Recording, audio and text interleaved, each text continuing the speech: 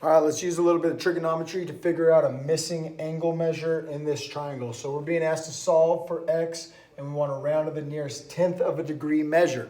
What we're going to be using is a little trigonometry. So that angle measure is unknown, angle A. We have an unknown measure there. We've got to ask ourselves if we're going to be using SO, Ka, or TOA.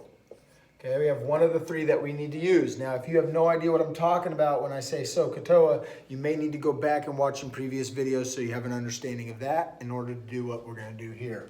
Okay, so SO represents sine, cosine, tangent. We need to determine which of these three we're going to be using. So we want to look at the image given and we want to ask ourselves, do we have an opposite, adjacent, or hypotenuse? We should be having two of the three. Notice there's three possibilities because it's a triangle which has three sides. We've got to ask ourselves in regards to that angle measure, what were we given? Notice we have a 61 and a 48. Were they adjacent? Were they opposite? Were they hypotenuse? First and foremost, we need to understand the hypotenuse is always opposite of the right angle. Notice we're looking at a hypotenuse side right here. It is always the longest side of a triangle as well.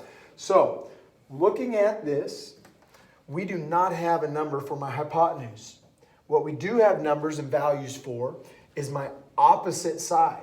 My opposite side is the side that is across the triangle from the unknown value that we're trying to find. So as I go across this triangle, my opposite, TOA, opposite over adjacent is what we're going to be using because we have 48 for my opposite side. My adjacent side, an adjacent side is a side that creates the angle. So this side here and this side here create the angle, but notice we do not have a value for the hypotenuse, meaning the other side would be the adjacent side. So I'm going to put 61 down for adjacent, and if you look, we're not going to be using sine because sine needs opposite and hypotenuse. We don't have any value, it's still unknown for hypotenuse, so we're not going to use sine. We're not going to use cosine because you need an adjacent and a hypotenuse. We have the adjacent value, we just don't have the hypotenuse value. So we're not using cosine. We're going to be using tangent.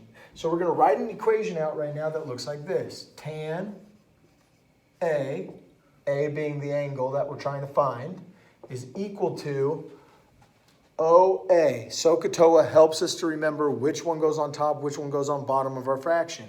We're going to be using opposite over adjacent.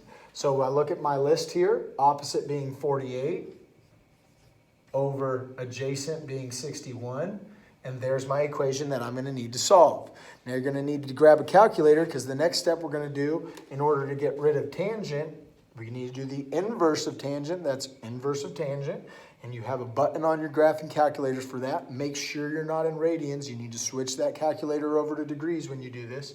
But we're going to take the inverse tan, inverse of tangent. What that would look like on paper is just say tan with a -1 up there as an exponent. That's tan inverse. So we're going to cancel that out right here. By doing that same thing over here, we need to multiply. Over here, we canceled out tan by multiplying by inverse. Here, we're going to multiply by the inverse as well. Inverse of tangent.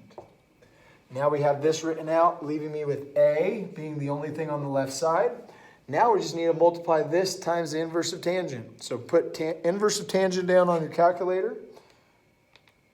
Inverse of tangent times 48 over 61. This is what it will end up looking like on those calculators of yours.